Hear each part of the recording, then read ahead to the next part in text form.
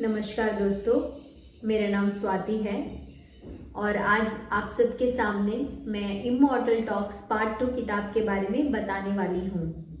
इस किताब के लेखक है शून्या।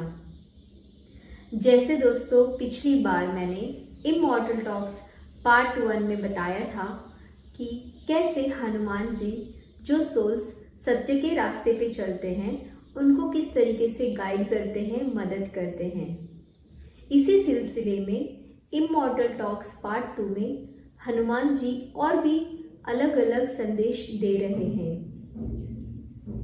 इमॉर्टल टॉक्स पार्ट 2 किताब पूरी पढ़ने के बाद दोस्तों मुझे समझ में आया कि हनुमान जी क्यों हमें इतनी सारे संदेश दे रहे हैं, उसका मकसद क्या है।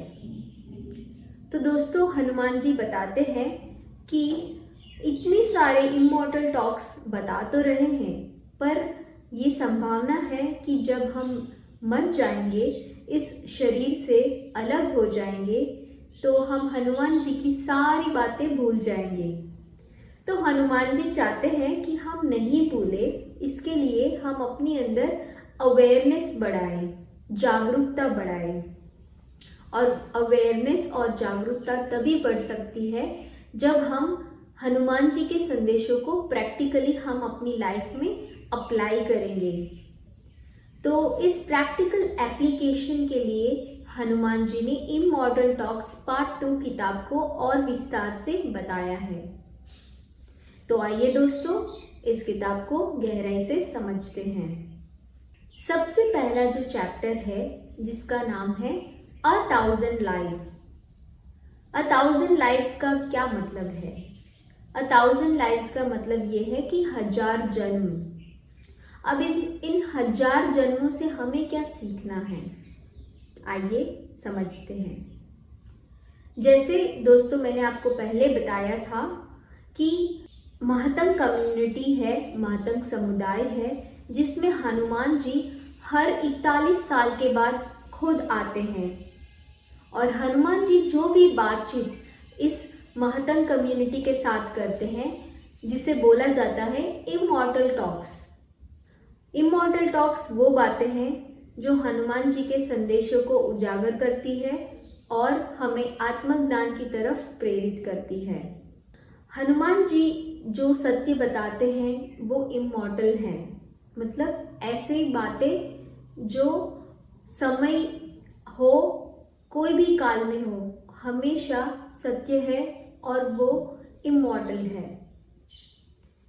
तो आइए समझते हैं वो कौन सी बातें हैं। जैसे ही हनुमान जी 41 साल के बाद फिर से महतंग कम्युनिटी में जाते हैं तो लोगों के अंदर बहुत सारे सवाल होते हैं। उनकी बातचीत का एक एजेंडा होता है, क्योंकि हनुमान जी के आने से पहले महतंग समुदाय में एक बहुत बड़ी घटना हुई थी जो सबको डिस्टर्ब कर चुकी थी।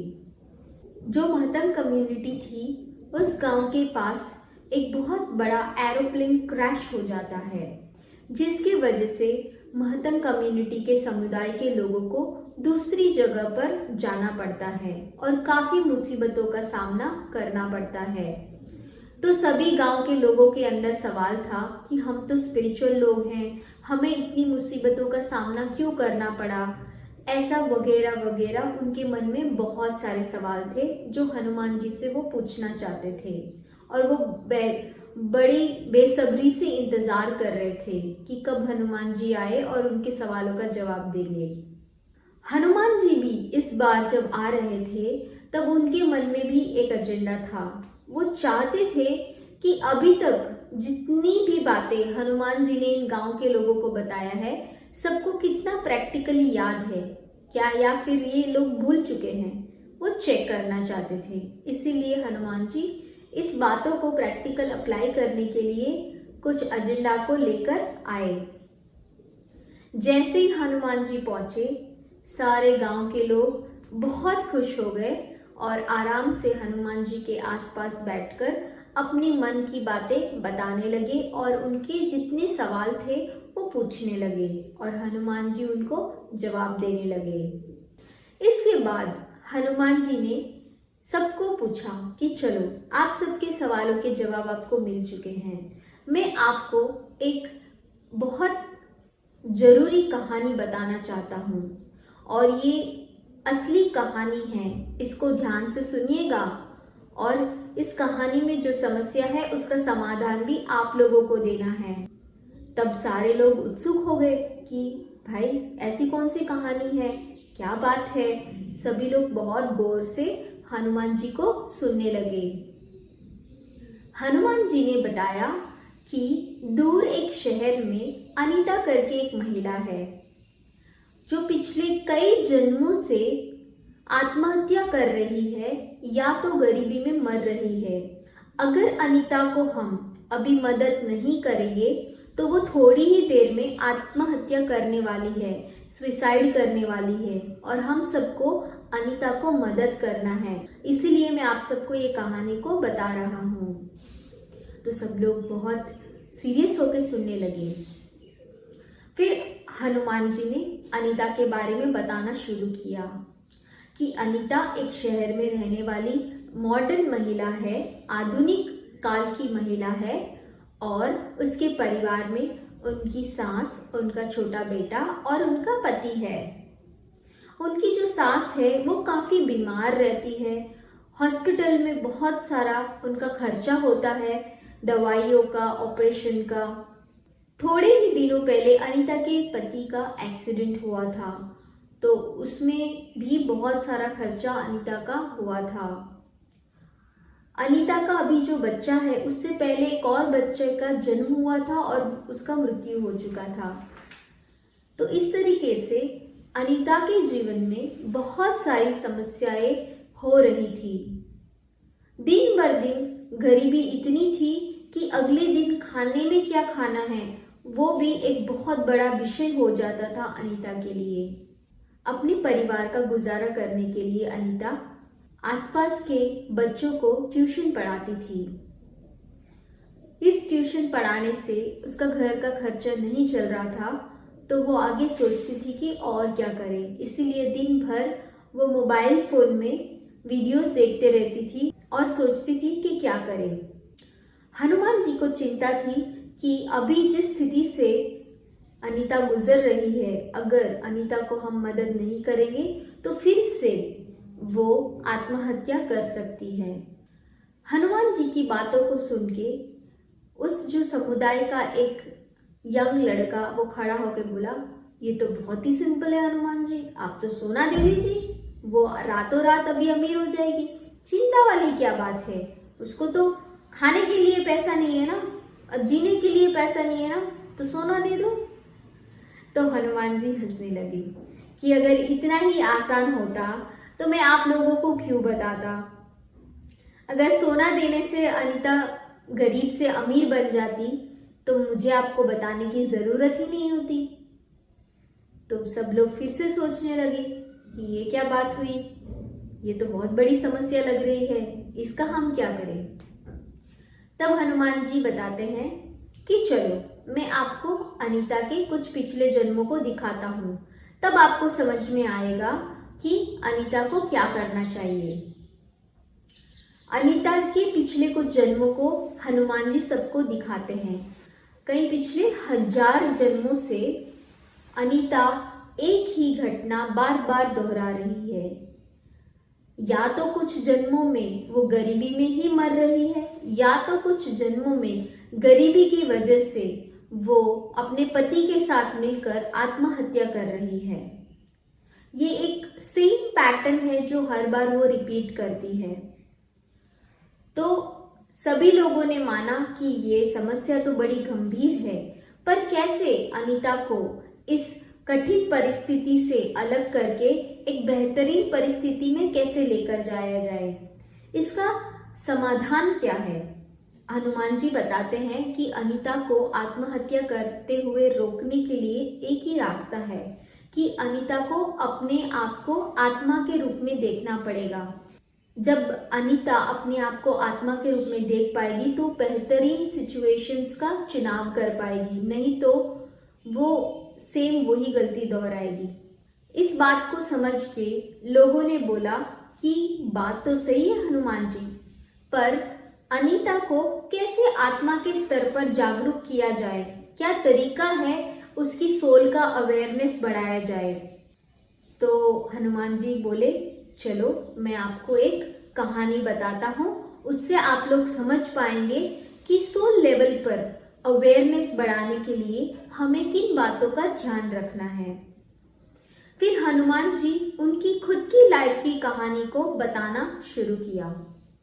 हनुमान जी ने बोला कि देखो, मेरे शरीर को जब आप देखते हो तो 3 बहुत खास चीजें आपको देखने को मिलेगी। एक तो मेरी पूंछ, लंबी पूंछ, दूसरी मेरे पीछे जो मेरा ऑरा है, आभा मंडल, और तीसरा जो मेरा मुख है, जो मेरा जबड़ा है, जो बहुत अलग प्रकार का मुख है। इन तीनों बातों से आप लोगों को कुछ सीखने की जरूरत है। तो सभी ने बोला कि वो क्या बात है, बताइए हनुमान जी। तो हनुमान जी ने बताया कि देखो, मैं एक बंदर प्रजाति में पशु का जन्म मैंने लिया था। तो मैं पशु हूँ, मैं बंदर हूँ, इस बात का प्रतीक है मेरी लंबी पूंछ। मेरी जो लंबी पूंछ है वो ये बात को याद दिलाती है कि एक पशु होने के बावजूद, एक बंदर होने के बावजूद मैंने योगिक साधनाएं करके, ध्यान करके, प्रैक्टिस करके मैं एक भगवान बन गया। तो आप लोग तो इंसान हो, आप लोग अगर ध्यान साधना करोगे, योगिक प्रैक्टिसेस करोगे, तो आप भी मेरी तरह भगवान बन सकते हो। अगर आपको सत्य के रास्ते पे जाना है या आत्मा के स्तर पे जागरूक होना है, तो आपको कोई उच्च जाति में जन्म लेने की जरूरत नहीं है। मैं खुद बंदर होके भगवान बन चुका हूँ योगिक साधनाएं करके, तो आप क्यों नहीं बन सकते हो। तो ये सबसे पहला लेसन है जो आप सबको याद रखना है कि सत्य के रास्ते पे चलने के लिए, सोल अवेयरनेस को बढ़ाने के लिए आपको किसी उच्च जाति में जन्म लेने की जरूरत नहीं है। हर इंसान में भगवान बनने की पूरी पूरी संभावनाएं हैं। अब जो दूसरा प्रतीक है हनुमान जी का, जो है उनका आभा मंडल, उनका ऑरा, उनसे हम क्या सीखते हैं। हनुमान जी बताते हैं कि ये जो दुनिया में जो आपके सुख भोग विलास के आनंद है, वो बहुत ही टेम्पररी आनंद देते हैं, पर आपको जब आपकी आत्मा के सत्य के बारे में पता चलेगा, तब आपको असली असीम आनंद की अनुभूति होगी। आत्मा के सत्य के आनंद के सामने इस दुनियावी मायावी आनंद का कोई भी तुलना नहीं है। वो बहुत ही छोटी चीज लगेगी जब आप अपने आत्मा के स्तर पे सत्य को पहचानोगे, अपने आप को जानोगे। तो ये जो आभा मंडल है वो आत्मा के सत्य प्रकाश को उजागर करती है।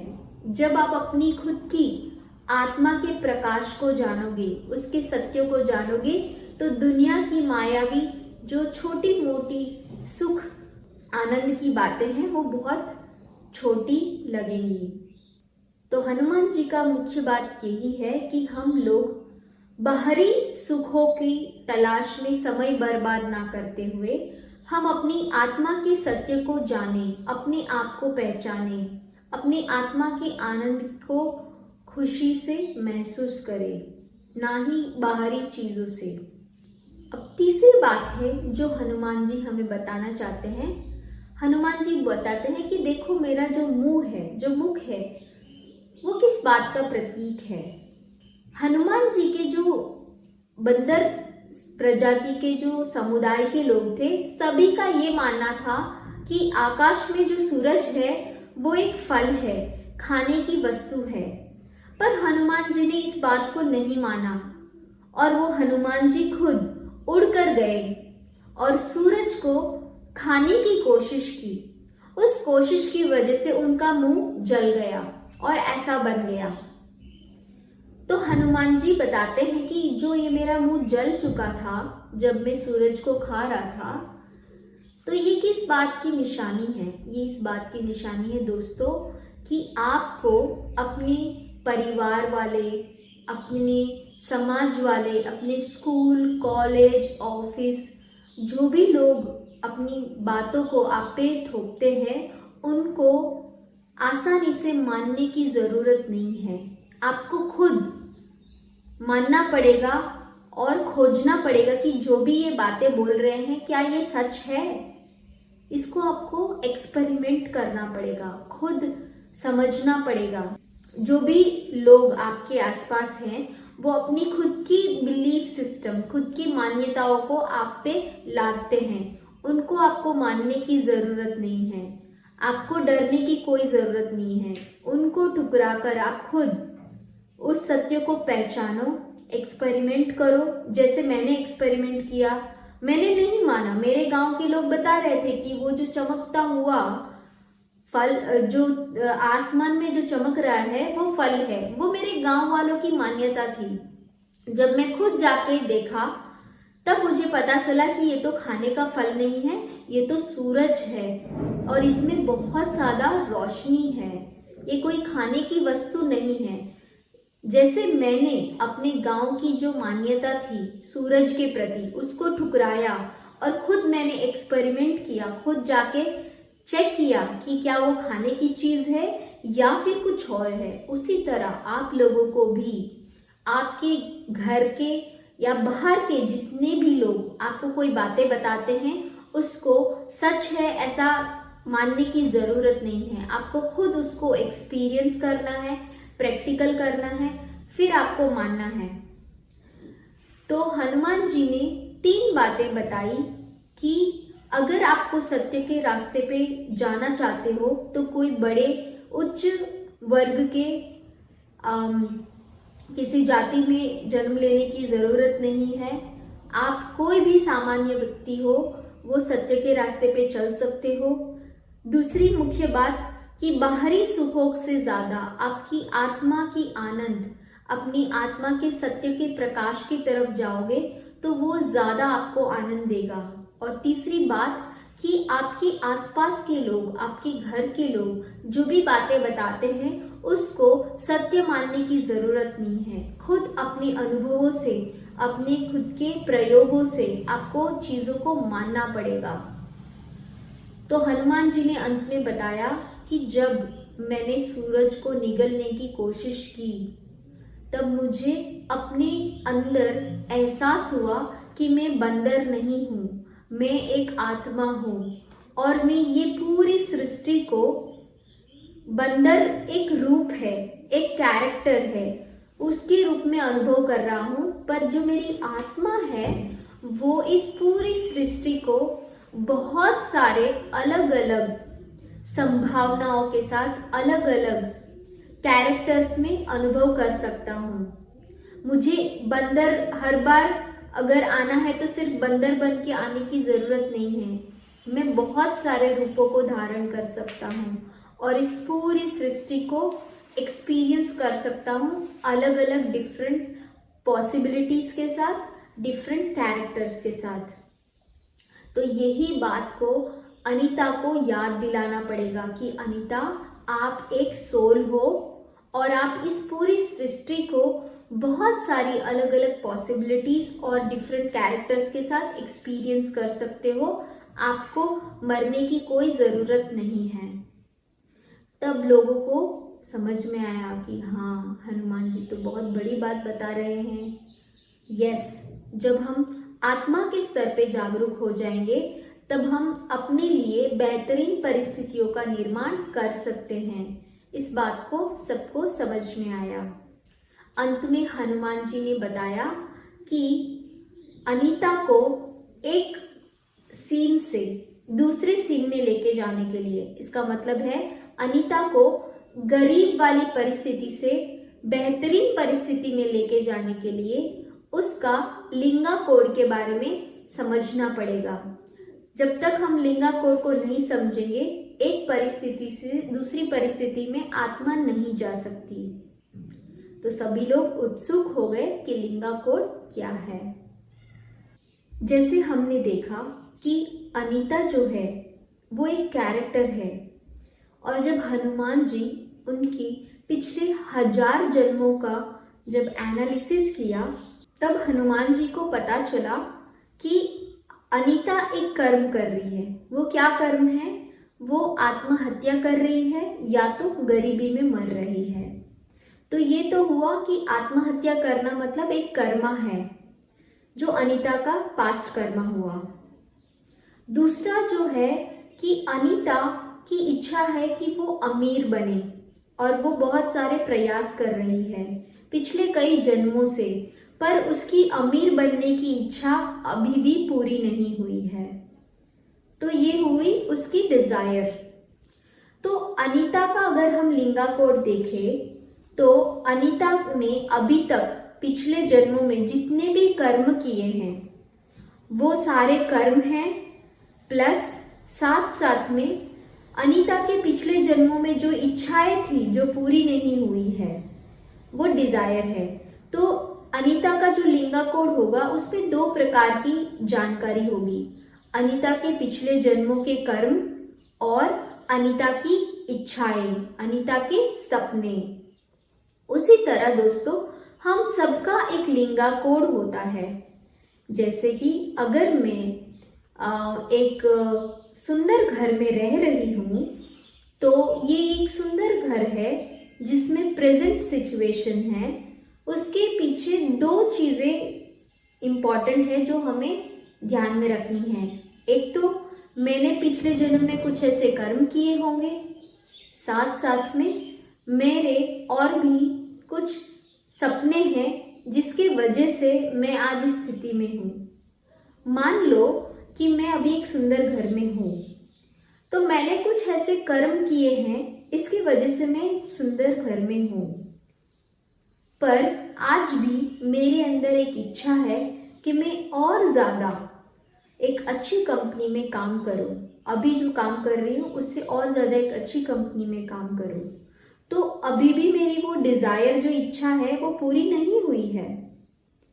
तो ये मेरी डिज़ायर हुई और मेरे पिछले कर्म, ये दोनों मिलके मैं स्वाति, मेरा एक लिंगा कोड है जिसके वजह से अभी मैं इस प्रेजेंट सिचुएशन में फेस कर रही हूँ। आपकी लाइफ में भी आप जो भी सिचुएशन फेस कर रहे हैं उसके पीछे 2 इम्पॉर्टेंट चीज़ होती हैं।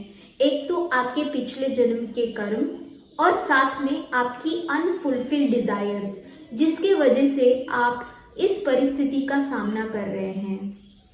तो हनुमान जी बताते हैं कि अगर अनीता को ये कठिन परिस्थिति जहाँ पे वो बार बार सुसाइड कर रही है, उसको नॉलेज नहीं है, उससे बेहतर परिस्थिति में लेके जाना होगा, तो अनीता को अपनी लिंगा कोड में चेंजेस लाने पड़ेंगे। या तो अनीता को अपने कर्मों को बदलना पड़ेगा या तो अनीता को अपनी इच्छाओं को बदलना पड़ेगा। इसका मतलब है कि अगर अनीता को बेहतर स्थिति में जाना है तो अनीता को आत्महत्या नहीं करना है, वो कर्म उसको नहीं करना है।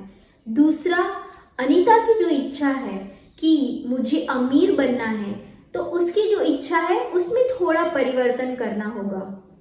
तो अगर कोई भी व्यक्ति है जब उसके कर्मों में परिवर्तन करता है या फिर अपनी इच्छाओं में परिवर्तन करता है या दोनों में, कभी कभी कर्म और इच्छा दोनों में जब परिवर्तन करते हैं तब हम नई परिस्थितियों का निर्माण करते हैं। तो दोस्तों एक बहुत ही वंडरफुल टूल है जिसको हम प्रैक्टिकली हम अपनी लाइफ में यूज कर सकते हैं। आज आप कोई भी परिस्थिति में हो, उसको बेहतर परिस्थिति में लेके जाना है तो आपको अपनी दोनों बातों को ध्यान में रखना पड़ेगा। मैं ऐसा क्या कर्म करूं जिससे मैं बेहतर स्थिति में जा सकता हूं या जा सकती हूं, या मेरी जो इच्छाएं हैं इसमें मैं क्या परिवर्तन करूं जिससे मैं बेहतर परिस्थिति में जा सकता हूं या जा सकती हूं।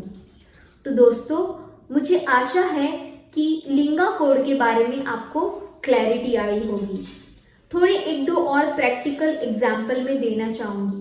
मान लो कि कल मुझे आलू की सब्जी खाने की इच्छा हो रही थी, पर मैं आलू की सब्जी नहीं बना पाई क्योंकि मार्केट में आलू नहीं मिले, तो वो मेरी अनफुलफिल्ड डिजायर है जो मैं आज पूरी करने की कोशिश करूंगी। मान लो कल मैं एक मूवी देखना चाहती थी और मेरी इच्छा थी और मैंने थिएटर में जाके या फिर मैंने ऑनलाइन अमेज़न पे उस मूवी को देख लिया। इसका मतलब क्या हुआ कि मेरी जो इच्छा थी वो मैंने पूरी कर ली, मैंने एक कर्म किया। क्या किया? अमेज़न में मूवी देखी, तो ये एक मेरा पास्ट कर्मा हुआ। अमेज़न पे मूवी देखना एक पास्ट कर्मा हुआ, मतलब ऐसी इच्छा जो मैंने पूरी कर ली है वो कर्मा का हिस्सा हो जाता है। पर कुछ ऐसी इच्छाएं जो अभी पूरी नहीं हुई है वो डिजायर का हिस्सा बन जाती है। तो मेरा जो कंप्लीट कर्मा है वो मूवी देखना हुआ, पर मेरी जो डिजायर है आलू की सब्जी खाने की वो अभी अनफुलफिल्ड डिजायर है। तो इस तरह से आपकी लाइफ में आपको एनालाइज करना पड़ेगा कि अगर आपको बेहतर परिस्थिति में जाना है तो आपकी अनफुलफिल्ड डिजायर क्या है, क्या आप उसमें चेंजेस कर सकते हो, तो उसमें आप बेहतर सिचुएशन में जा सकते हो, या फिर आप अपने कर्मों में क्या परिवर्तन कर सकते हो तो उसके हिसाब से आप बेहतर सिचुएशन में जा सकते हो। पर हनुमान जी यहाँ पे एक बहुत इंपॉर्टेंट बात बताते हैं। अनीता जो है पिछले कई जन्मों से, 1000 जन्मों से बार बार आत्महत्या कर रही है, गरीबी में मर रहे हैं। मतलब एक रेपिटेशन है, एक पैटर्न है, वो नया कुछ नहीं कर पा रही है। क्योंकि अनीता जो एक कैरेक्टर है, एक महिला है, वो कैरेक्टर क्या सोचती है कि मैं तो एक महिला हूँ, मैं तो कुछ नहीं कर सकती, मैं गरीबी में मरूंगी। इस तरीके से उसकी जो बिलीफ सिस्टम है उसकी कैरेक्टर की, उसके वजह से उसकी मृत्यु हो रही है। आप समझ रहे हो? तो हनुमान जी बताते हैं कि अगर आपको बेहतर सिचुएशन का निर्माण करना है तो आपको अपने प्रेजेंट जो सिचुएशन है, प्रेजेंट कैरेक्टर है, जैसे मैं हूँ स्वाति हूँ, मेरा प्रेजेंट कैरेक्टर क्या है कि मैं एक लड़की हूँ और मेरे पति का नाम भार्गव रेड्डी है और मेरे पापा ये करते हैं, मैं ये काम करती हूँ, मैं इस जाति की हूँ, ये मेरा एक कैरेक्टर है। तो अनीता का भी एक कैरेक्टर है कि वो एक महिला है, वो गरीब परिवार की है, उसके पति काम नहीं करते हैं, बहुत सारे खर्चे हैं, अगर वो कुछ नहीं करेगी तो उसको मरना पड़ेगा, लोन कौन भरेगा, तो ये एक कैरेक्टर हुआ। तो हनुमान जी बताते हैं कि अगर आपको बेहतर सिचुएशन में जाना है तो ये जो किरदार है, कैरेक्टर है, अनीता नाम का कैरेक्टर है, उससे उसको बाहर आना पड़ेगा और अपने आप को आत्मा के स्तर पे देखना पड़ेगा, और तब ही वो एक बेहतर सिचुएशन का निर्माण कर पाएगी। जैसे मैंने आपको बताया कि अगर मुझे और बेहतर कंपनी में काम करने की मेरी इच्छा है पर मैं नहीं कर पा रही हूँ, मुझे लगता है कि मैं एक ही टाइप का ये नया का, मतलब मुझे लगता है कि मैं नई कंपनी में जाऊंगी तो नया सीख नहीं पाऊंगी, मुझे डर है, पता नहीं मुझे कौन लॉकडाउन में जॉब देगा या नहीं देगा। इस तरीके की मेरी जो बिलीफ है वो मेरी कैरेक्टर की बिलीफ है, पर जो मेरा सोल है वो बहुत पावरफुल है, वो बहुत सारी सिचुएशंस को, पॉसिबिलिटीज को क्रिएट कर सकता है जो मेरे सोल इवोल्यूशन के लिए बहुत ही जरूरी है। अगर मैं अपने आप को मैं सोचूं कि मैं स्वाति हूँ, मेरे पास तो कुछ नहीं है, मेरे पास तो पूरे घर का टाइम काम करने में टाइम बर्बाद हो जाता है, मैं कब अप्लाई करूँगी, तो इस तरीके की जो थिंकिंग होती है, या मेरे फ्रेंड्स मुझे हेल्प नहीं कर रहे हैं, लॉकडाउन की वजह से कंपनीज जॉब्स नहीं दे रही है, इस तरीके का जो थिंकिंग है वो मेरा कैरेक्टर का थिंकिंग है। समझ रहे हो आप लोग?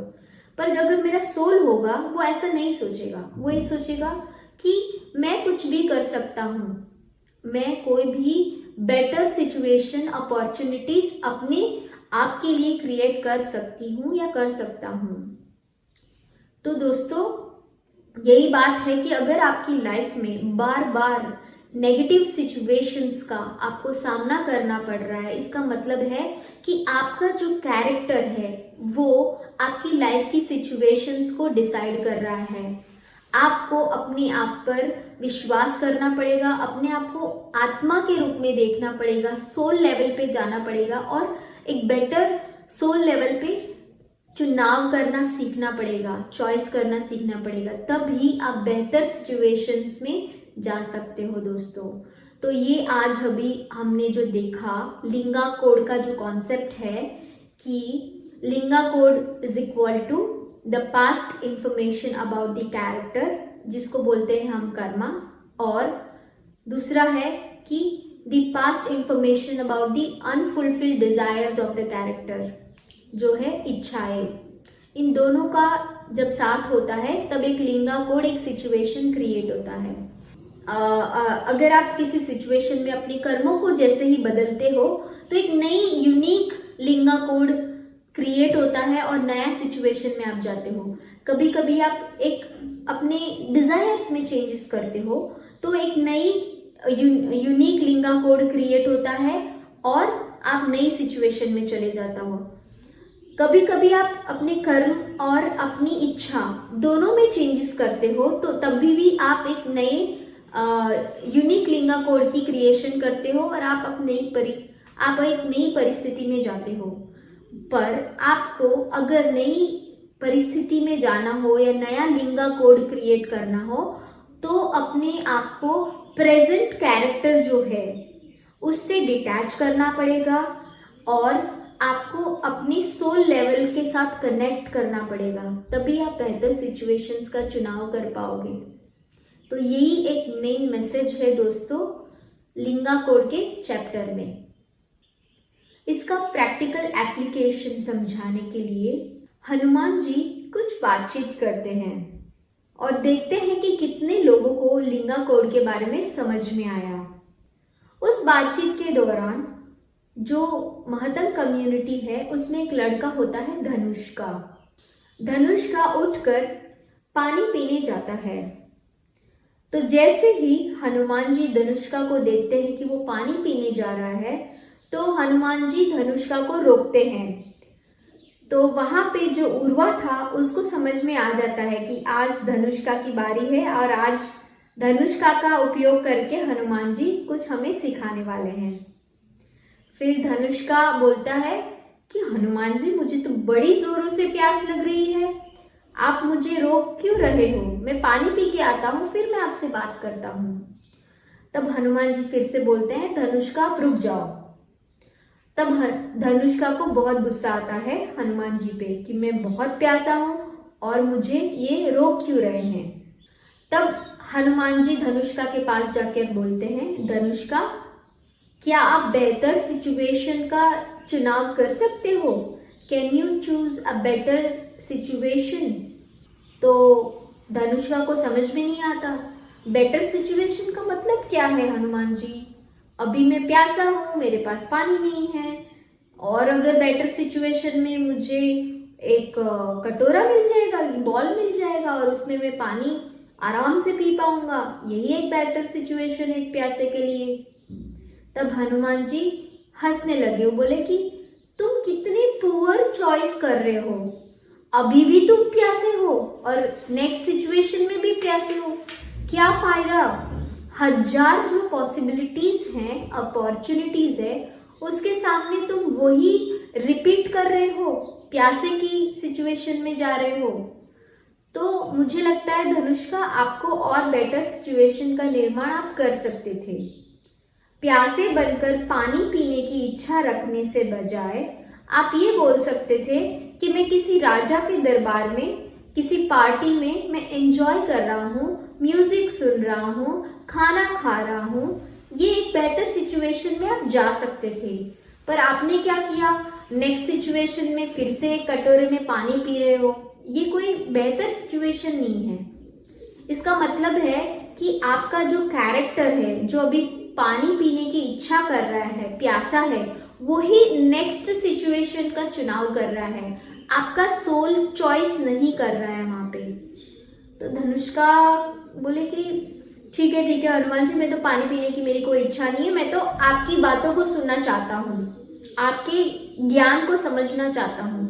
तो हनुमान जी ने बोला फिर से वही बात, अब तू अपनी प्यास को, अपनी इच्छा को दबा रहा है और अब मेरी बातों को सुनने की इच्छा जागृत कर रहा है, एक नई डिजायर को क्रिएट कर रहा है।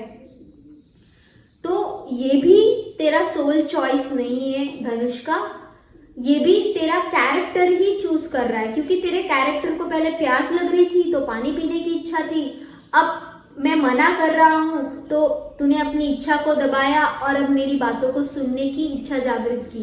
ये दोनों ही तेरी जो किरदार है, तेरा जो प्यासा कैरेक्टर है वो डिसाइड कर रहा है, तेरा सोल डिसाइड नहीं कर रहा है। तो फिर हनुमान जी की बातों को सुन के धनुष का बोलता है कि वो मैं कैसे करूं, मेरा जो बॉडी है उसको तो प्यास लग रही है, उसको मैं कैसे कंट्रोल कर सकता हूं।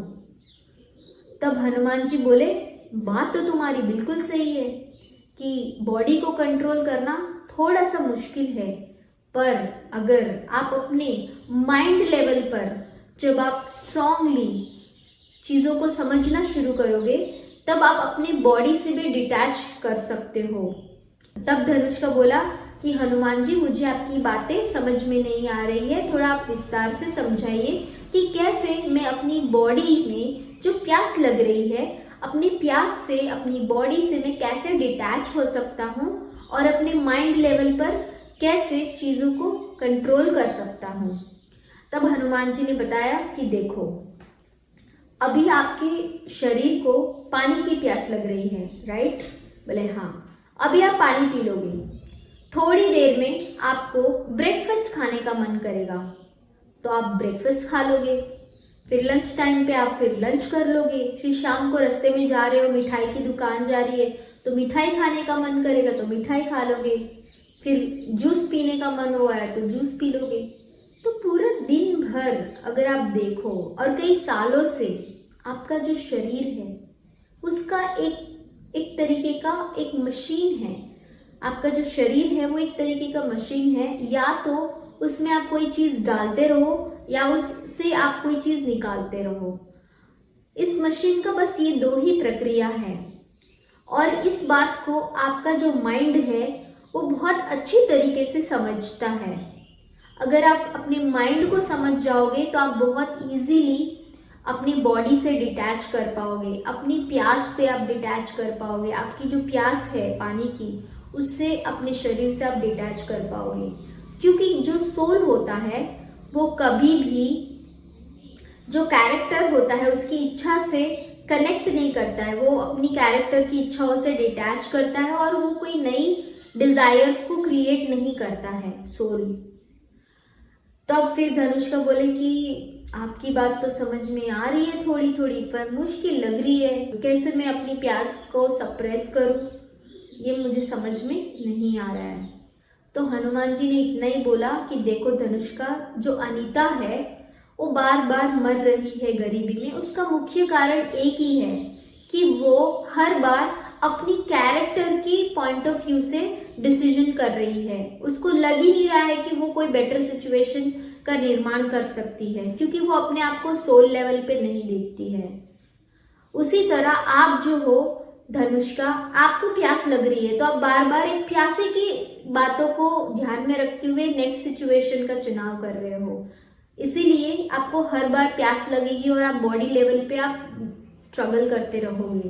कभी आप प्यास लगेगी, कभी आपको भूख लगेगी, कभी क्या चाहिए। आपकी शरीर की जो इच्छा है वो अनंत है, आप अपनी शरीर की जो खाने की इच्छा है उसको कभी पूर्ति नहीं कर सकते।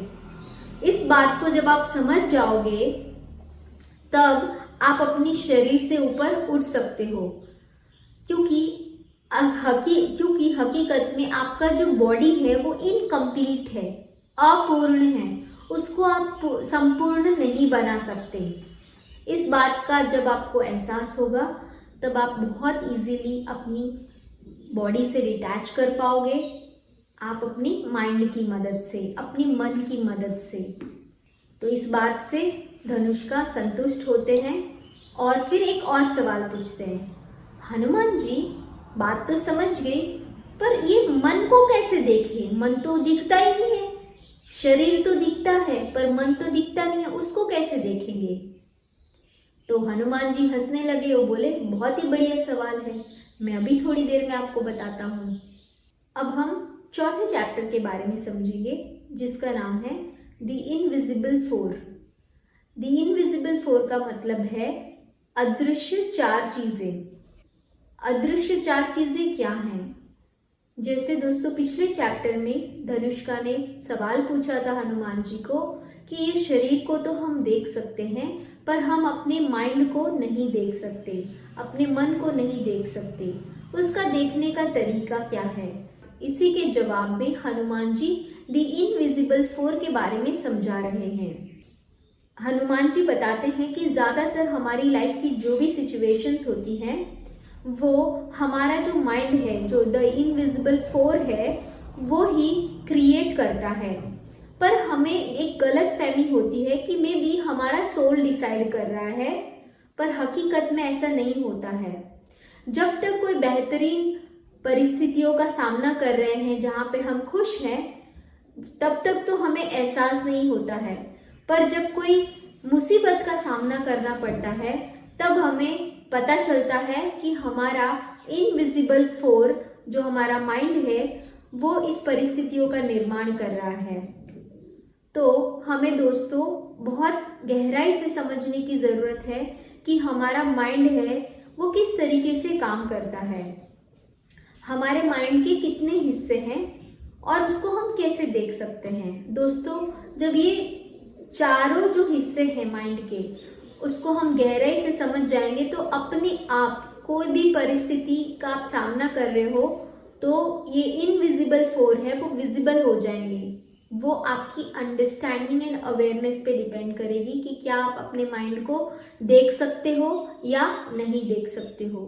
दोस्तों आइए समझते हैं कि हम अपने माइंड को कैसे देख सकते हैं, वो इनविजिबल फोर क्या है। तो चार तरीके के माइंड है दोस्तों। सबसे पहला है इंटेलिजेंस माइंड, दूसरा है इंटेलेक्ट माइंड, तीसरा है संस्कारा माइंड और चौथा है चित्ता माइंड। इसको चार इस तरीके से भी बोलते हैं, intelligence body, intellect body, sanskara body और चित्ता बॉडी। क्योंकि ये माइंड का ही हिस्सा है, माइंड भी एक बॉडी है, तो उसको इस तरीके से भी बोला जाता है। अब आइए हम चारों के बारे में समझते हैं और प्रैक्टिकली हम अपनी लाइफ के एग्जाम्पल्स को देखते हैं। जो दोस्तों हमारा इंटेलिजेंस बॉडी होता है, उसका ऐसा बिलीफ है कि हम एक परफेक्ट पास्ट या परफेक्ट फ्यूचर को क्रिएट कर सकते हैं। मान लो कि आपने 5 साल पहले अपनी मम्मी से बहुत बदतमीजी से बात किया और आज आपको लगता है 5 साल के बाद कि आपने गलत किया है, आपको ऐसा नहीं करना चाहिए था। इस बात को सोच सोच के आप अपने अंदर एक गिल्टी फीलिंग क्रिएट करते हो और उस गिल्टी फीलिंग के साथ आप अपनी मम्मी के साथ अच्छा व्यवहार करने की कोशिश करते हो। अब क्या हुआ देखो, पास्ट में आपका एक झगड़ा हुआ, अब उस गिल्टी फीलिंग के साथ अभी आप 5 साल के बाद अपनी मम्मी के साथ अच्छे से व्यवहार करने की कोशिश कर रहे हो। तो ये जो प्रेजेंट सिचुएशन में जो गिल्ट है वो इसीलिए है क्योंकि आपने अपने पास्ट को एक्सेप्ट नहीं किया है। आपको लगता है कि आपका पास्ट और परफेक्ट हो सकता था, जो अब आपका नहीं है। कभी कभी दोस्तों आप किसी लोगों के साथ फ्रेंडशिप करते हो, देखते हो कि इसके साथ हम फ्रेंडशिप करेंगे तो हमें बेटर अपॉर्चुनिटीज मिलेंगी, मे बी हमें फ़ायदा होगा, या तो वो व्यक्ति हमें पैसा देगा या कोई बेटर जॉब देने में हेल्प करेगा। इस तरीके की थिंकिंग से अगर हम किसी लोगों के साथ फ्रेंडशिप करते हैं, किसी एक्सपेक्टेशन की भाव से, तो क्या होता है दोस्तों कि हम क्या कर रहे हैं, हम एक better future, perfect future create करने की कोशिश कर रहे हैं।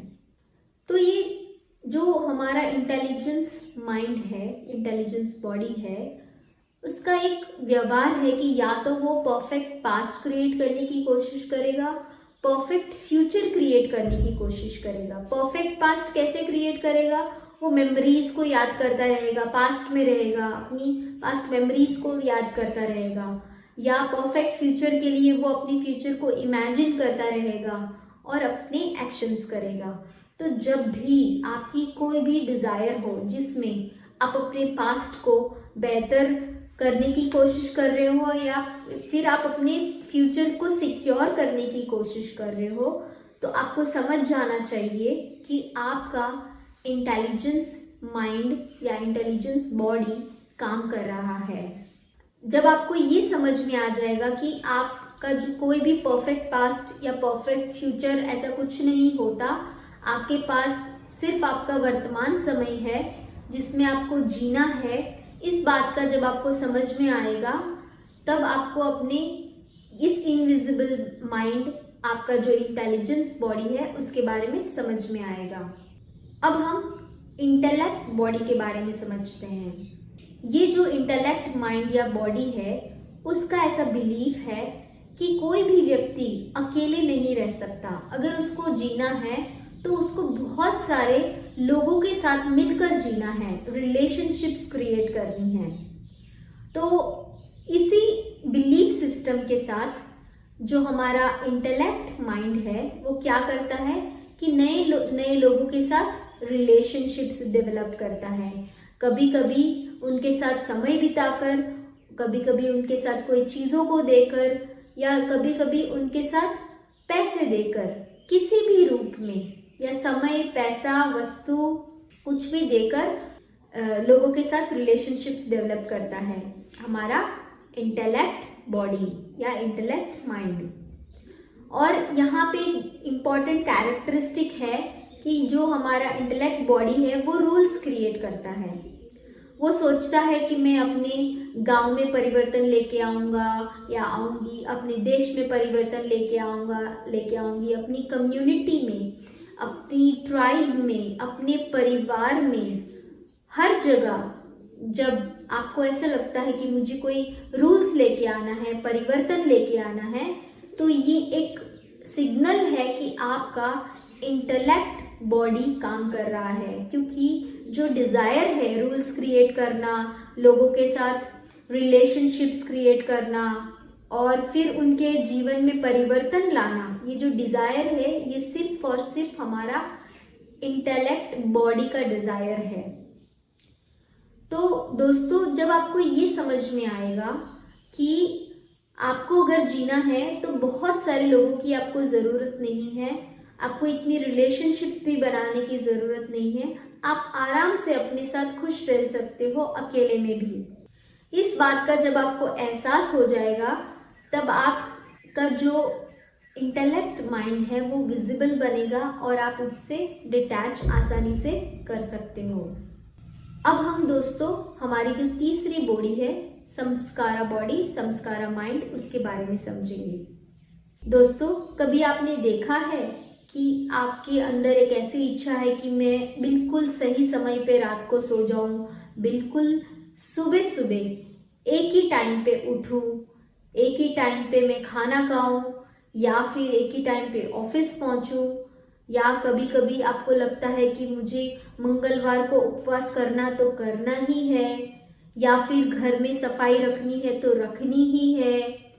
तो इस तरीके की जो डिज़ायर्स होती हैं, जहाँ पे आप अपने अंदर नए आदतों को डेवलप करते हो, रूटीन्स को क्रिएट करते हो, इसके पीछे एक ही बात होती है कि आपका जो बिलीफ है कि द वर्ल्ड इज स्टैटिक, मतलब ये जो दुनिया है वो बिल्कुल फिक्स है, कभी बदलती नहीं है। इसी के लिए आप ऐसी आदतें बनाते हो जो फिक्स है, जो आप रोज करते हो, एक ही समय पे करते हो, क्योंकि आपको लगता है कि ये दुनिया बदलती नहीं है और आने वाले टाइम में भी ये दुनिया ऐसे ही रहेगी। इस तरीके से आप एक फिक्स माइंडसेट के साथ रूटीन्स को या आदतों को डेवलप करते हो। दोस्तों, इसके पीछे गहराई में जाएं तो एक और भी चीज़ उजागर होती है, जहाँ पर आप अपनी एक कंसिस्टेंट इमेज क्रिएट करने की कोशिश करते हो। आप अपनी इमेज से सोसाइटी में एक तरीके का प्रभाव डालना चाहते हो कि देखो, स्वाति तो अपने घर को कितना साफ रखती है, रोज वो सुबह 5 बजे उठती है, 10 साल से ध्यान कर रही है, हर मंगलवार को वो उपवास करती है, हाँ, रोज जिम जाना, सेम टाइम पे खाना, सेम टाइम पे सोना, ये जितनी भी बातें हैं मेरे अंदर, वो एक तरीके का मेरा संस्कारा बॉडी है जो रूल कर रहा है दोस्तों। मुझे लगता है कि ये दुनिया फिक्स है, कभी बदलती नहीं है, इसीलिए मैं ऐसी फिक्स आदतों को मैं अपने अंदर डेवलप कर रही हूँ और एक कंसिस्टेंट इमेज क्रिएट कर रही हूँ। दोस्तों, जो हमारा संस्कारा बॉडी होता है वो एक इमेज क्रिएट करता है, उसकी वजह से नुकसान क्या है वो हम समझते हैं। महाभारत में जो भीष्म पितामह थे, उनका संस्कारा बॉडी बहुत डोमिनेट करता था। उनका एक बिलीफ था कि मैं अपनी लाइफ में कभी भी राजा नहीं बनूंगा। उनका ये जो बिलीफ था, एक जो इमेज था कि मुझे राजा नहीं बनना है, उसके वजह से एक अयोग्य व्यक्ति राजा बन गया और पूरे राज्य का नुकसान हुआ, क्योंकि उन्होंने अपनी संस्कारा बॉडी, अपनी इमेज को मेंटेन करने की कोशिश की। उसके वजह से उन्होंने अपने सोल लेवल पे चॉइस नहीं कर पाए। तो दोस्तों, ये समझने की ज़रूरत है कि क्या हमारी लाइफ में हम कोई इमेज क्रिएट कर रहे हैं, क्या हम किसी इमेज को मेंटेन करने की कोशिश कर रहे हैं। अगर हाँ, तो आपको समझना पड़ेगा कि आपका संस्कारा बॉडी काम कर रहा है। जब भी आपका कोई इमेज क्रिएशन करना हो तो आप कुछ आदतों को डेवलप करते हो, तो उन आदतों को आप समझो और देखो कि ये पूरी दुनिया है वो फिक्स नहीं है, वो हर पल बदलती रहती है। तो इन आदतों को हम फिक्स कर देंगे तो हम नए परिवर्तन के साथ आगे नहीं बढ़ पाएंगे, हमारे अंदर एक फ्लेक्सिबिलिटी नहीं रहेगी। इस बात को जब हम समझ जाएंगे तब बहुत आसानी से हम संस्कारा बॉडी से बाहर आ सकते हैं दोस्तों। अब हम लास्ट माइंड के बारे में समझेंगे, जिसका नाम है चित्ता बॉडी। चित्ता बॉडी जो होता है दोस्तों, वो ऐसा सोचता है कि दुनिया में हर पल हर चीज़ बदलती रहती है और हमें भी हर पल बदलते रहना पड़ेगा, और जो भी रूल्स एंड रेगुलेशंस है उसको हर पल तोड़ना रहेगा। कोई भी रूल्स एंड रेगुलेशंस को फॉलो करने की ज़रूरत नहीं है। तो इस तरीके से जो हमारा चित्ता बॉडी है वो बहुत ही ज़्यादा चेंजिंग नेचर का होता है, बहुत ही रिस्की होता है, वो कोई चीज़ फिक्स नहीं करता है। तो यहाँ पे भी दोस्तों हमें समझना पड़ेगा कि हमारा चित्ता बॉडी काम कर रहा है। जैसे कि कभी कभी आप किसी को थप्पड़ मार देते हो, या फिर आप सिग्नल तोड़ के चले जाते हो, या फिर कभी कभी आपको आत्महत्या करने की इच्छा हो जाती है, या किसी का मर्डर करने का इच्छा होती है, कुछ चोरी कर लेते हो, या गवर्नमेंट के रूल्स एंड रेगुलेशंस को तोड़ते हो। तो ये जितनी भी आपके अंदर आदतें हैं, रिस्की चीज़ें करने की, रूल्स को तोड़ने की जो इच्छा होती है, वो आपका चित्ता बॉडी आपको उकसा रहा है। तो यहाँ पे जब आप ये समझोगे कि लाइफ में इतना भी ज़्यादा रिस्क करने की ज़रूरत नहीं है, कुछ स्टेबिलिटी होना ज़रूरी है, कुछ बेसिक सिस्टम के साथ अगर आप लाइफ में जियोगे तो एक बैलेंस बनेगा।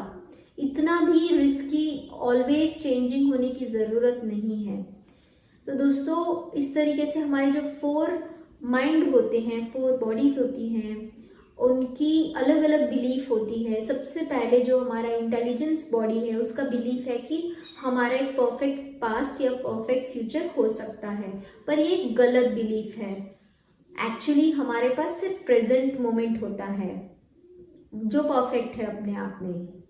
जो हमारा दूसरा बॉडी है वो इंटेलेक्ट बॉडी है, वो सोचता है कि हमें अगर लाइफ में जीना है तो हमें रिलेशनशिप्स डेवलप करनी है, रूल्स एंड रेगुलेशंस बनाकर लोगों के और अपने परिवार के लाइफ में चेंजेस लाना है, उनकी आदतों में मतलब सुधार लाना है। इस तरीके का जो नेचर होता है वो हमारा इंटेलेक्ट बॉडी का है, जो दूसरों को बदलने में कोशिश करता है, रिलेशनशिप्स डेवलप करता है, खुद के साथ रहने में नहीं मानता है। तो ये भी एक गलत बिलीफ है दोस्तों कि जरूरी नहीं है अगर आपको खुश रहना है तो लोगों के साथ ही रहना है, आप अकेले भी खुश रह सकते हो बिना किसी कानून और नियम बनाए। अब हमारा जो तीसरा बॉडी है वो है संस्कारा बॉडी। उसका जो बिलीफ है कि दुनिया में हर चीज़ फिक्स है, कोई चीज़ बदलती नहीं है, और इसीलिए हम कुछ हैबिट्स को क्रिएट करते हैं, इमेज को मेंटेन करते हैं, पर हकीकत में ये सारी चीज़ें डेंजरस है दोस्तों। जब आपको समझ में आता है कि दुनिया में हर चीज़ बदलती रहती है, आपको कोई भी चीज़ कंसिस्टेंट नहीं है, तो जो आप इमेज भी क्रिएट कर रहे हो वो भी कोई कंसिस्टेंट नहीं है। तो ये चीज़ जब आप समझ पाओगे तो आप बहुत आसानी से डिटैच कर सकते हो अपने माइंड से। अंत में जो हमारा चित्ता बॉडी है उसका बिलीफ है कि हर पल चेंज होता रहता है, हमें फिक्स कोई चीज़ करने की ज़रूरत नहीं है। अपोजिट ऑफ हमारा sanskara body, exact opposite of sanskara body है हमारा चित्ता बॉडी, जो सोचता है कि हर पल दुनिया बदलती रहती है और हमें भी बदलना है। पर इतना फास्ट चेंजिंग रिस्क वाला जो नेचर होता है उससे भी हम लाइफ को नहीं जी सकते। इन अ नटशेल दोस्तों, हमारे जो चारों इनविजिबल फोर माइंड्स हैं वो एक रॉन्ग बिलीफ सिस्टम के वजह से चलते हैं और रॉन्ग डिज़ायर्स हमारी लाइफ में क्रिएट करते हैं। एज अ रिजल्ट हमें प्रॉब्लम्स का सामना करना पड़ता है। जब आपकी लाइफ की सिचुएशंस चैलेंजिंग हो जाती है तब आपको देखना पड़ेगा कि ऐसी कौन सी डिज़ायर है इनविजिबल फोर्स से जिसके वजह से आप इस मुसीबत का सामना करना पड़ रहा है। कौन सा माइंड है? क्या आपका इंटेलेक्ट माइंड काम कर रहा है, या इंटेलिजेंस बॉडी काम कर रहा है, या संस्कारा बॉडी काम कर रहा है, या चित्ता बॉडी काम कर रहा है, या बहुत दो से ज़्यादा भी या तीन भी काम कर रहे हैं? इस चीज़ का आपको एनालिसिस करना पड़ेगा।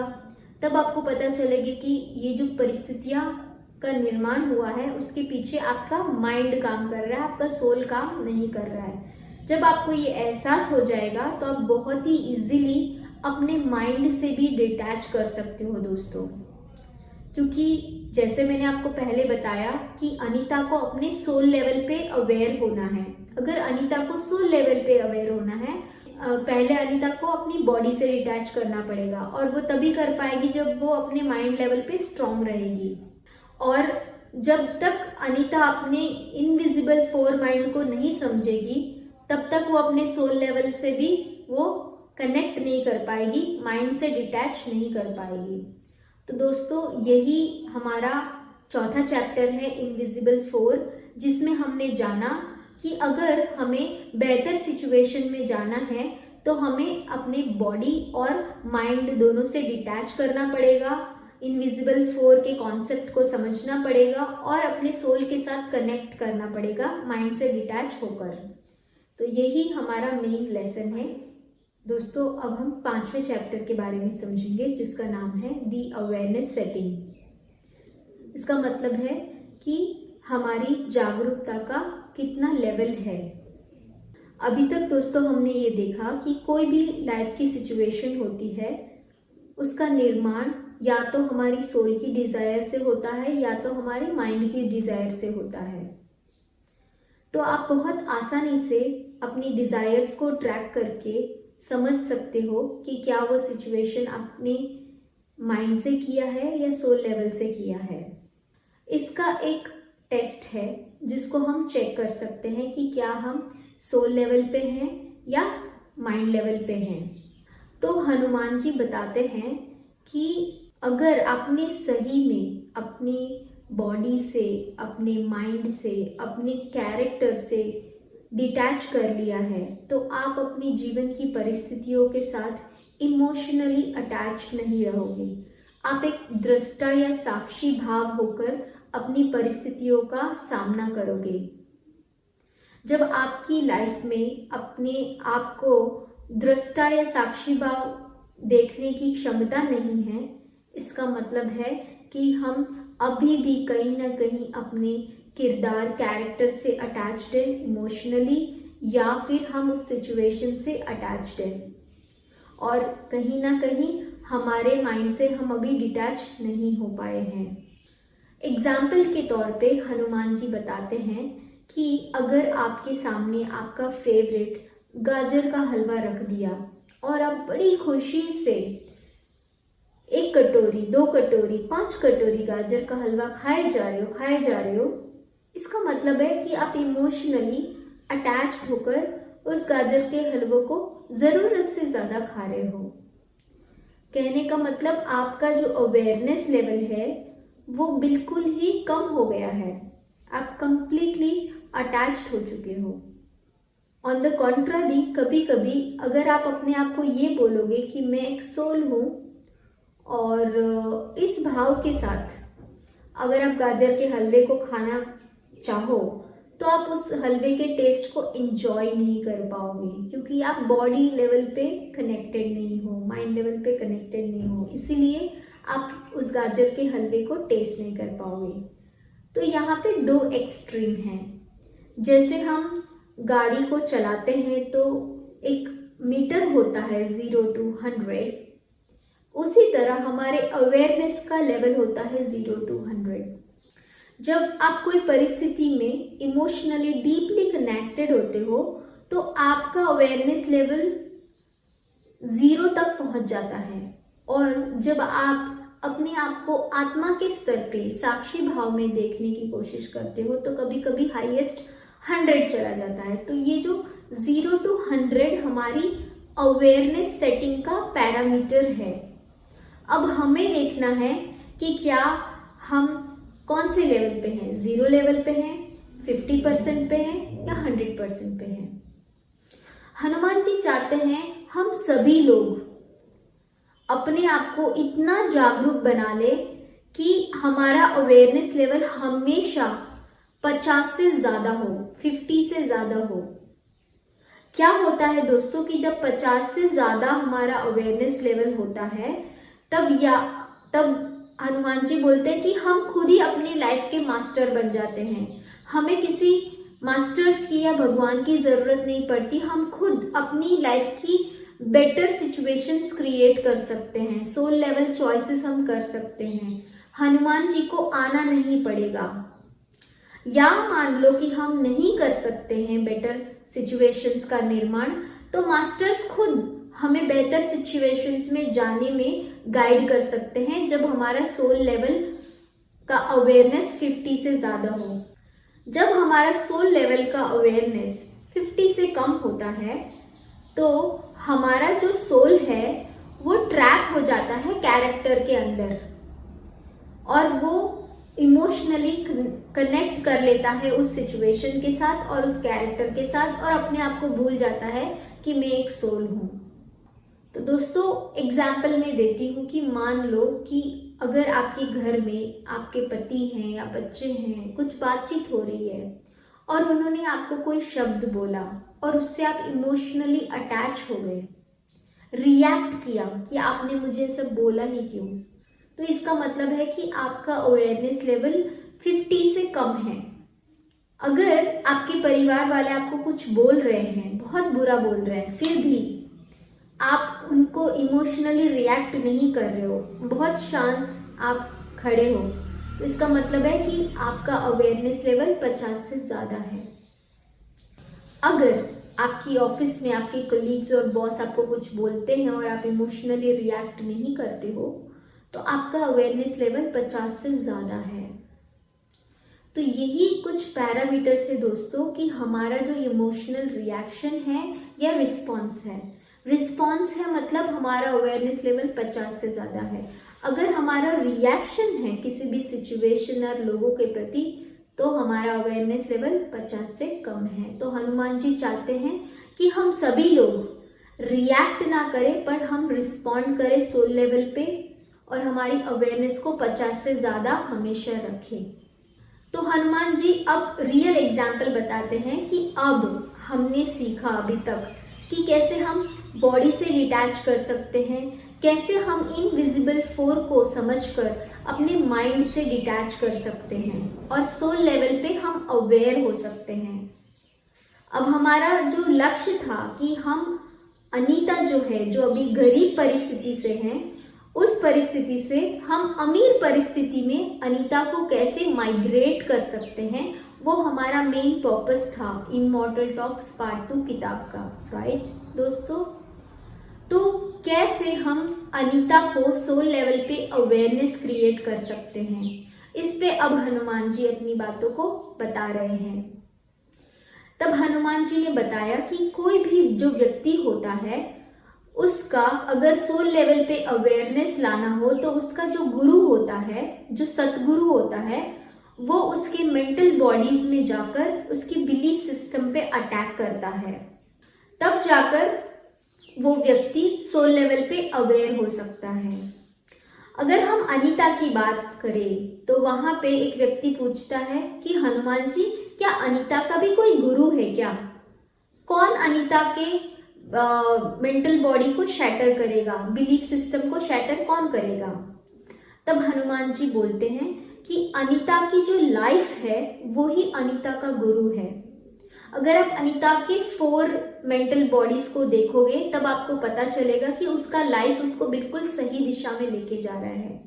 जैसे सबसे पहला जो बॉडी है, इंटेलिजेंस बॉडी, जो हमेशा पास्ट एंड फ्यूचर को बेहतर करने की कोशिश करता है। तब हनुमान जी बताते हैं कि जब अनीता की लाइफ में जो ट्रेजेडी हुई उससे पहले अनीता बहुत ज्यादा सपने देखती थी, पर आज इतनी गरीबी में उसको अगले दिन का खाना क्या बनाना है उतना भी वो इमेजिन नहीं कर सकती। मतलब वो बहुत पास्ट भी नहीं सोच पा रही है और बहुत लंबा फ्यूचर भी इमेजिन नहीं कर पा रही है। इसका मतलब है उसका जो इंटेलिजेंस बॉडी है वो बहुत ही कम है, छोटा है।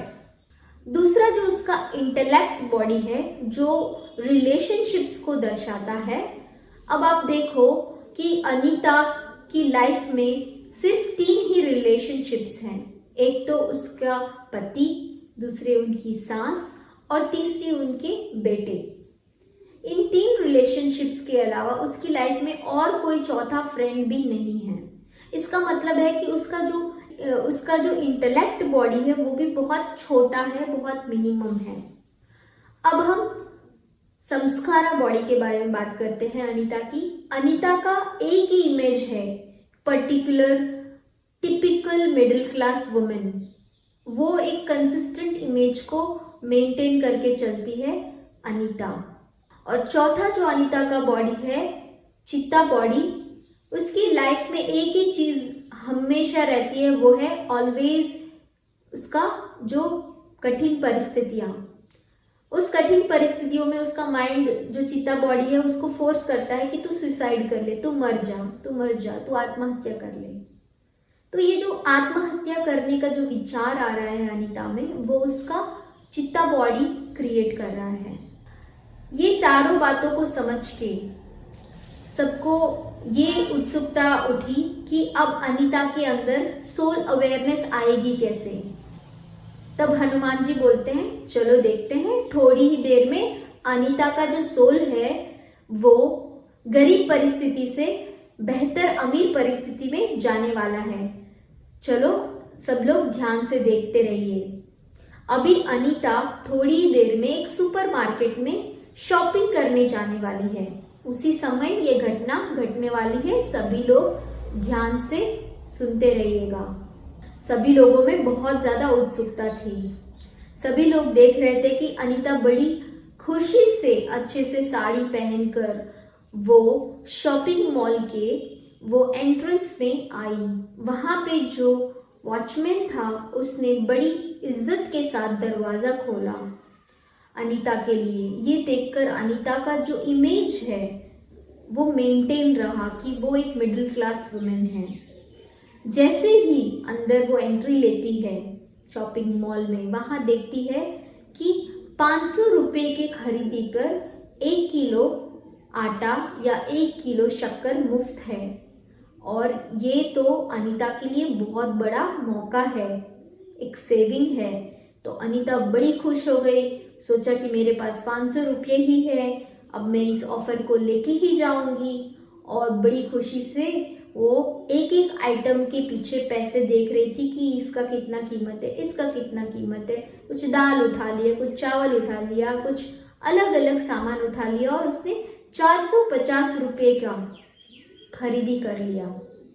450 रुपये का खरीदी करने के बाद अब उसको लास्ट में 50 रुपये का एक एक्स्ट्रा आइटम मिल नहीं रहा था। या तो उस आइटम का प्राइस 50 से ज़्यादा था या तो कम था। अगर कम होगा तो भी वो ऑफर नहीं ले सकती, ज़्यादा होगा तो भी वो ऑफर को ले नहीं सकती, क्योंकि उसके पास 500 रुपये ही हैं। तो अब वो काफ़ी परेशान हो चुकी। उसको ऐसा लग रहा था कि वो जितनी फटाफट से देख रही है सारी चीज़ों के भाव, तो लोगों को पता चल रहा है कि अनीता मिडिल क्लास वुमेन नहीं है, गरीब महिला है और इसके पास 500 रुपये भी नहीं है, जिसके वजह से ये इतने प्राइजेस को देख रही है। ऐसा अनीता को ऐसे लगता है कि लोग उसको देख रहे हैं। और एक पल में अनीता इतनी ज़्यादा परेशान हो जाती है कि उसके दोनों हाथों से जो दाल थी वो गिर जाती है ज़मीन पे, पूरी थैली फट जाती है, दाल बिखर जाती है।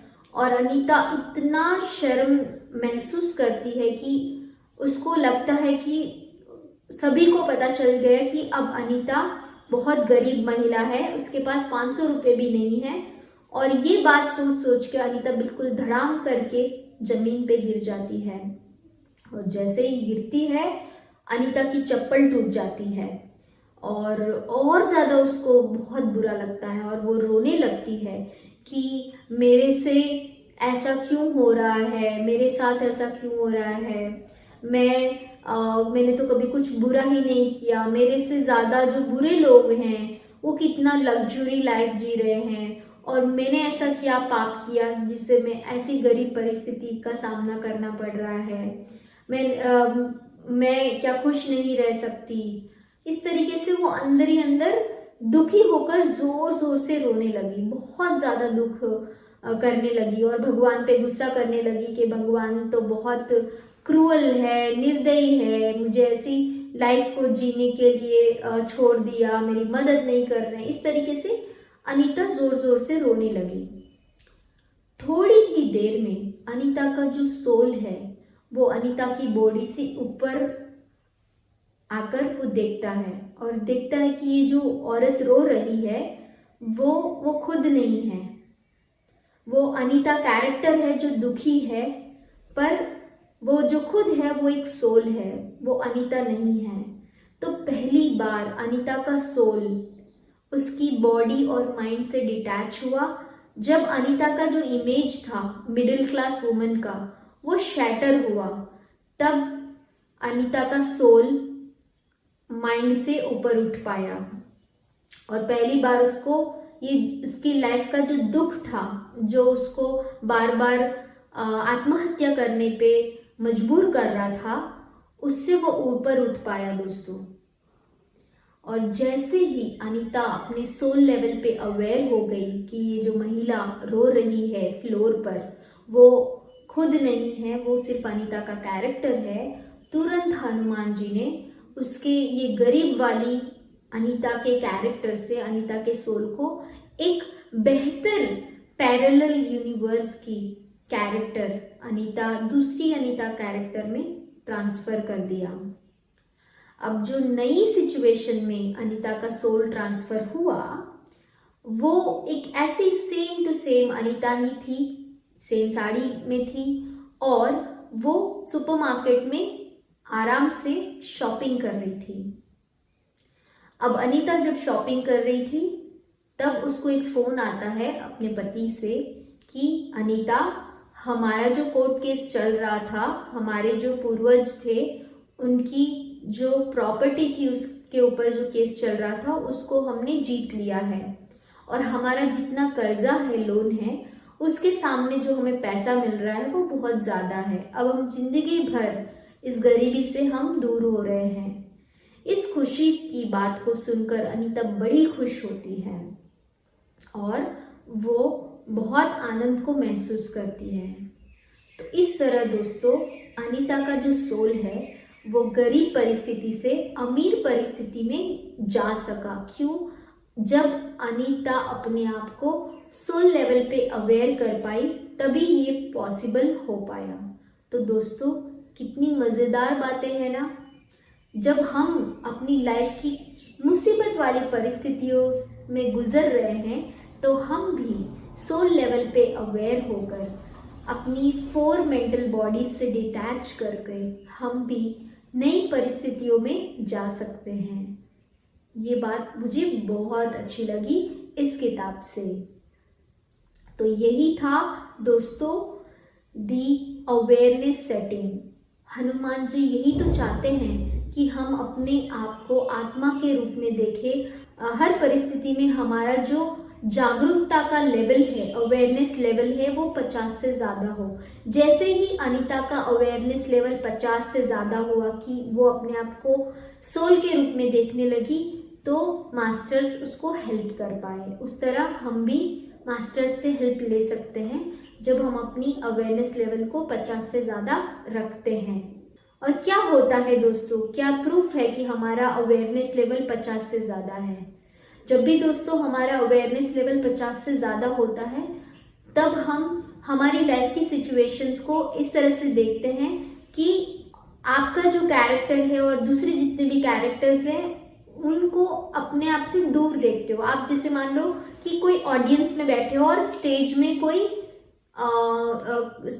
एक्टिंग हो रही है, उस तरीके से जब भी मान लो कोई झगड़ा हो रहा है घर में, ऑफिस में, तो आपका सोल ऊपर ऑडियंस की तरह चला जाएगा और आपको भी देखेगा, सामने वाले को भी देखेगा। इसका मतलब है आप इमोशनली अटैच नहीं हो, आप अपने कैरेक्टर से अटैच नहीं हो।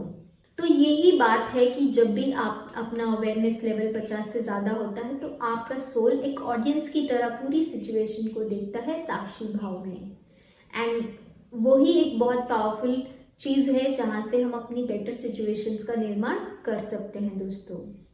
तो बस यही था, इस चैप्टर से हमें यही सीखना है कि हमें अपनी अवेयरनेस लेवल को हमेशा 50 से ज़्यादा रखना है।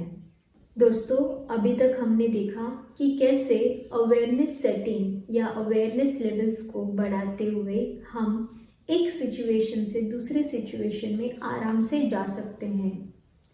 ये जो हमारा चैप्टर है, छठा चैप्टर, कंटिन्यूटी, मतलब आगे और भी हम विस्तार में समझेंगे कि कैसे सिर्फ जो हमारी जो 4 बॉडीज़ हैं जो हमने अभी देखा, मेंटल बॉडीज़ प्लस हमारी जो शरीर है, मतलब टोटल हमारी 5 बॉडीज़ है। सिर्फ इतना ही नॉलेज रखने से काम नहीं होता। हनुमान जी बोल रहे हैं कि ये जो पूरी सृष्टि है उसमें बहुत और भी चीज़ें हैं जिसको हमें समझने की ज़रूरत है, जैसे कि सुराज और असुराज। जब तक हम सुराज और असुराज को नहीं समझेंगे, हम परिस्थितियों से बाहर नहीं आ सकते हैं। तो हनुमान जी ने बोला कि हमारी जो 4 मेंटल बॉडीज़ और हमारा जो 5th फिजिकल बॉडी, साथ साथ में हमें सुराज और असुराज, ये सारी चीज़ों का भी नॉलेज होना ज़रूरी है। इस चीज़ को समझाने के लिए हनुमान जी ने महतंग कम्युनिटी के सारे लोगों को बिठाकर एक कहानी बताना शुरू किया। उन्होंने एक लड़की जिसका नाम था सुलोचना, उसकी कहानी बताना शुरू किया। ये जो लड़की थी वो टीनेजर थी और स्कूल में पढ़ रही थी और काफ़ी अच्छे परिवार से थी। बहुत खुश रखते थे उसके परिवार वाले, पर गलती से जो सुलोचना थी वो अपने से 10 साल से ज़्यादा उम्र वाले एक व्यक्ति के साथ वो अटैच हो जाती है। और उसके वजह से क्या होता है कि जो उसकी स्कूल में जो काम कर रहा था वो एक टाइप से मजदूरी था, पर सुलोचना से 10 साल से उम्र में बड़ा था। और जैसे ही वो अटैच हुई, धीरे धीरे वो आदमी और उसके फ्रेंड्स सुलोचना को अब्यूज़ किया। उसकी वजह से सुलोचना कंप्लीटली एक मतलब इतनी डिस्टर्ब हो गई कि जैसे उसको लगता था कि उसको जीना ही नहीं है। तो इस तरीके से बिल्कुल लाइफ में निराश हो गई और एक ऐसा पल आया कि वो बिल्कुल कोमा में चली गई थी। तब हनुमान जी ने देखा कि सुलोचना को अगर हील करना है तो किसी असिस्टेंट गॉड की हेल्प लेना पड़ेगा। तो हनुमान जी, एक असिस्टेंट गॉड होती है जिसका नाम है दुर्गा, उसकी मदद लेते हैं और दुर्गा को बताते हैं कि इस तरीके से सुलोचना नाम की एक लड़की है जिसको आपको हील करना है, पर ये बात ध्यान रखनी है कि आपको इतना याद रखना है कि आप दुर्गा हो, सुलोचना नहीं हो। क्योंकि आप जब सुलोचना के कैरेक्टर से कनेक्ट हो गए तो ये संभावना जरूर है कि आप भूल जाओगे कि आप दुर्गा हो। आप अपने आप को सुलोचना समझने लगोगे। आपको ये बातें बिल्कुल याद नहीं रहेगी जो आप और मैं अभी बात कर रहे हैं। सुलोचना की जो मेमोरीज है वही आपकी मेमोरीज बन जाएंगी। तो इसीलिए आपका अवेयरनेस लेवल, दीर्घा का अवेयरनेस लेवल 50 से ज़्यादा होना बहुत ज़रूरी है।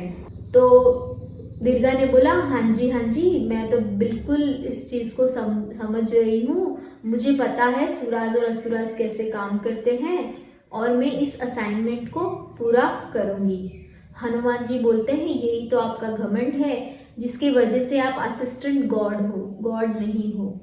तो इसको आपको ज़्यादा प्रैक्टिस करने के लिए आप इसको अच्छे से करिएगा।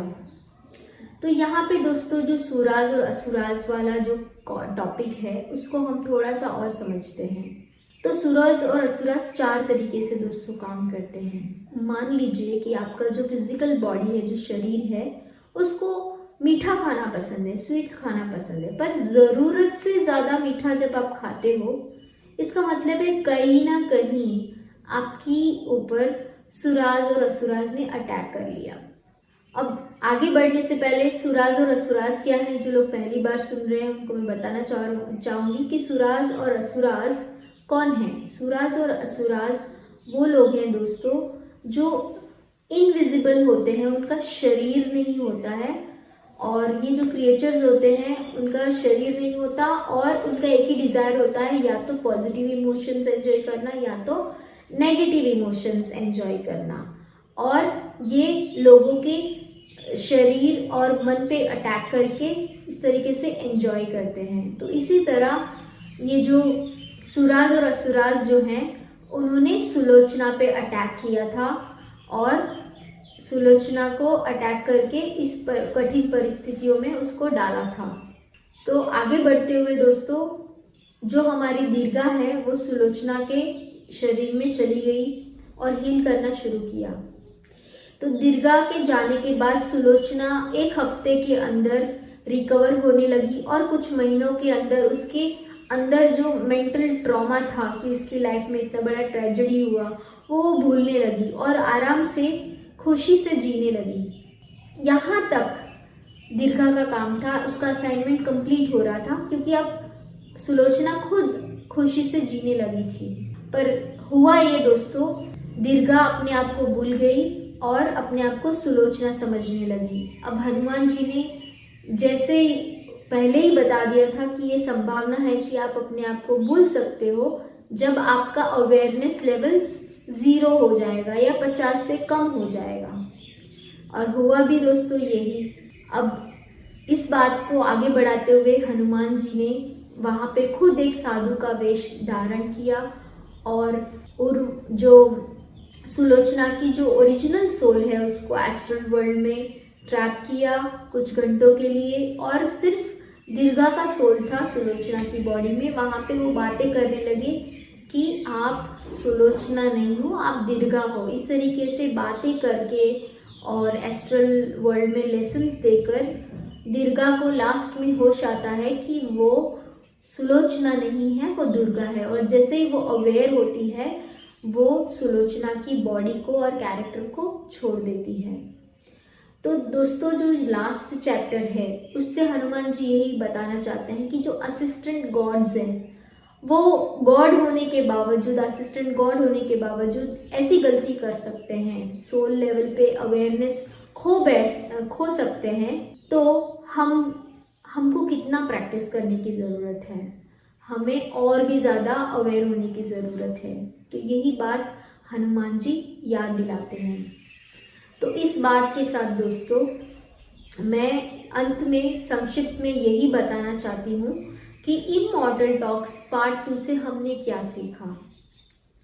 इमॉर्टल टॉक्स पार्ट 2 से हमने ये सीखा दोस्तों कि हमारी लाइफ में जो भी कठिन परिस्थितियाँ हैं उनका हम खुद निर्माण कर रहे हैं और उनसे बाहर आने के लिए, बेटर परिस्थितियों का निर्माण करने के लिए हमें अपने आप में सोल लेवल पे अवेयर रहना पड़ेगा। हमारा जो साक्षी भाव है वो बढ़ाना पड़ेगा। जो भी हमारी लाइफ की सिचुएशंस हो रही है उनसे हमें इमोशनली कनेक्ट नहीं होना है और हमारे बॉडी और माइंड से डिटैच होना है।